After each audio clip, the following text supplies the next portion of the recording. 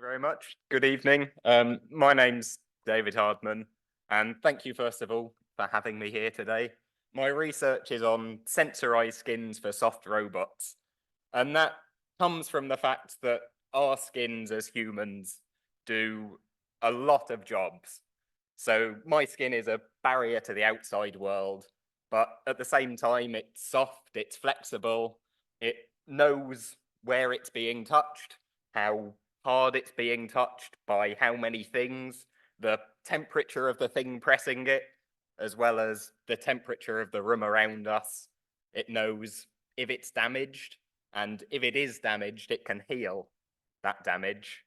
And it does all of this whilst being soft and flexible so that I can pick up a needle and thread them together with the same hands that I could use to carry a piano down some stairs.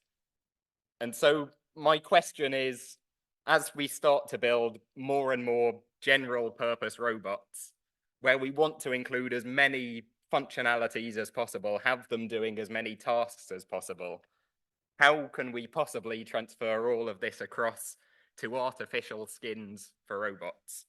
And if you do that, of course, you've got something that's very applicable to prosthetics as well.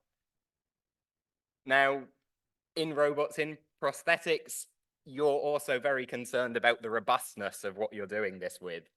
If you have a skin, it's soft, it's flexible, you want that to conform to the environment and not break if it gets a little bit stretched. And so as much as possible, I try and include these functionalities with as few materials as possible.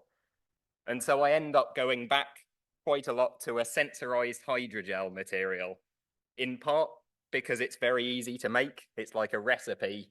It's combining gelatin powder with water at a fixed ratio, adding some glycerol as a plasticizer, citric acid to keep things degrading, and then salt to lower the baseline resistance. That's a very nice material to work with. You get something which can be extruded and cast into different shapes. It's flexible, it's stretchable. You can 3D print it into multi-layer morphologies. And most importantly, it's sensorized. It's piezo-resistive. So if you take a strip of this material and you measure the resistance from one end to the other, you very clearly see any small strains you apply in that resistance. So that's what we should just about see on the screen on the right-hand side down here.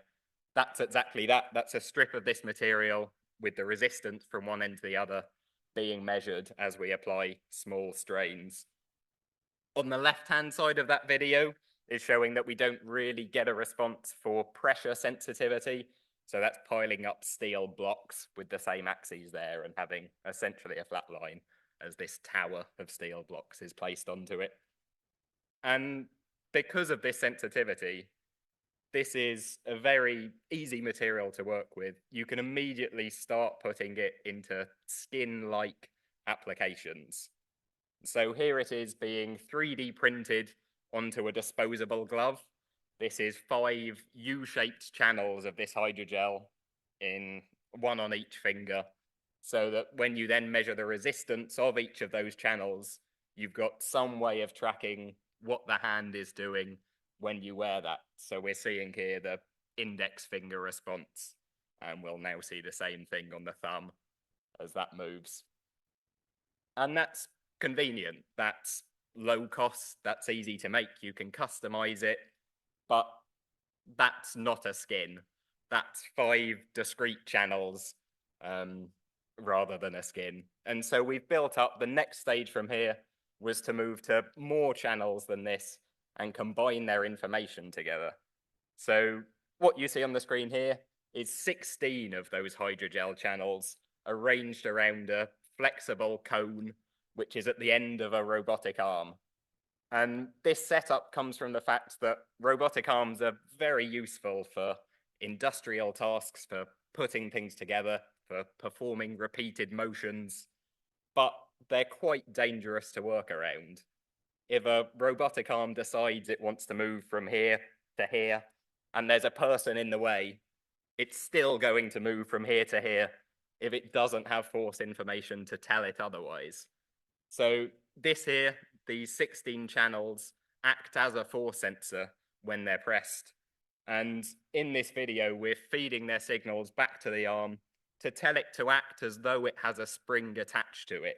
So you can see the arm itself seems compliant, seems deformable, as though it has a spring. And if we didn't have this information, it would be staying rigidly still and be much less appealing to collide with. So that helps to keep things safer.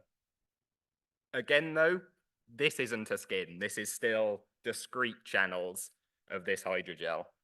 And so the step after this was to go from these discrete channels to a continuous membrane of this hydrogel. That's what you're seeing here, this drum skin type thing with 16 electrodes around the outside. Each one of those can be programmed to send in a current to generate a field across that hydrogel, or it can be programmed to measure the voltages that that causes so that you can build up a picture of what's happening on that surface. So, for example, if you were to inject current at these two red electrodes here, measure the voltage that causes at the two green ones, you'd get the highest responses when you pressed in these yellow regions here. They'd be your sensitive regions. But if you change that pattern, if you inject somewhere else, measure somewhere else, you get a different region. And same thing, there are many potential combinations you can choose from. And by changing through lots of these combinations very quickly, by multiplexing through them, you can build up a picture and start to predict where you're pressing your skin. So what you'll see on the screen here is these predictions real time as it's being pressed by a robotic arm. This for single press deformations. But this is a hydrogel material. It also responds to humidity changes, to temperature changes. We can see a video of it having a go at multi-touch responses, having only been trained up on single touch. And as you might imagine, it gives some very nice predictions of damage as well. And this is what we're working on now. Of course, a 2D circle isn't what our skins look like. So the current effort is to push this towards something a bit more biological looking.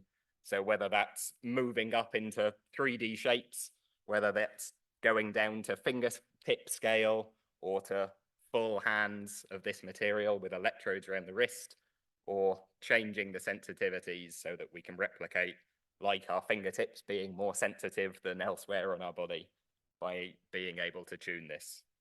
And yeah, that's where we're working now. So if I began with this slide to motivate where we are, this is more what we're doing now, which is trying to get as many of these functionalities as we can from one material and looking towards building a e-skin for a robotic sensorized hand with electrodes around the wrist. And if you can do that, then you've got something that's very applicable for prosthetics. If you can use that to collect lots of information, you can build up a database to make virtual realities more realistic. And finally, why would you stop there at a hand when you could build up to a full sensorized humanoid?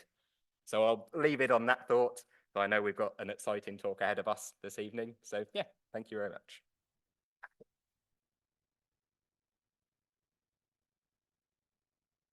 Thank you, David. Any questions? Yep.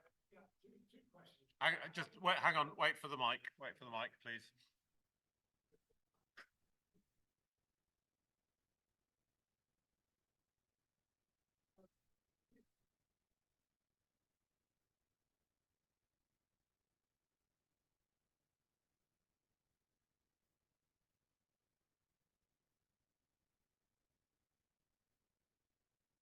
Yeah, two good questions. I think the concern everyone has if I mention hydrogels about their robustness is, will they dry out within a week or so?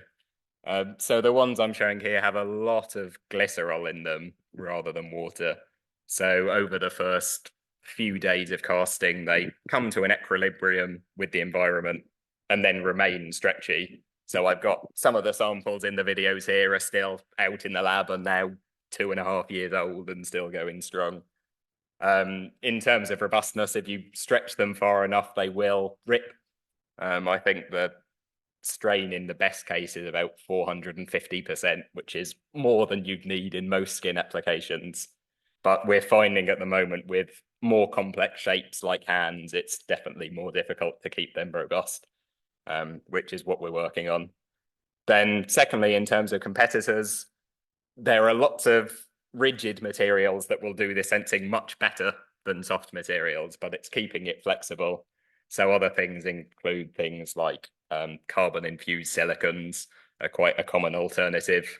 Having the hydrogel being responsive to humidity and temperature, I see as a bonus. We've got that information as well. You could see that as a negative compared to the competitors if you just wanted, say, a strain response. Yeah, I think that's it. I have a question, well, a comment on the material. Could you layer the material, put a layer of silicon rubber over it, a sandwich of hydrogel between silicon rubbers, preserve the flexibility, but make it more durable? Yeah, I think you're right. And we've given it a small go, but not much yet. I think you're absolutely right. You could. All right. But my real question is the sensing algorithm for the tomography, is that calibrated with machine learning? Or is it an analytic solution? In the video you saw, that's database. So that's based on prior single touches it's seen. The tomography is there to do it analytically, but you've just seen a data-driven one. Right. Thank you. Yep. Another one. I remember years ago. Hang on, just a moment. Hang on, wait for the mic. I remember years ago, I'm straining to remember it, a company called Peratech that had something called QTC technology. I don't know whether that would have. Do you know anything about it? I don't think I know the company. Oh. No, I just quickly Googled it, but I haven't finished reading. reading it. But QTC, I think it was some kind of a membrane that also, by deformation, could act as a sensor. Yeah, I can't comment, but I will have a look. Thank you. Any other questions? Oh, okay. Great. Thank you very Thank much, you. David.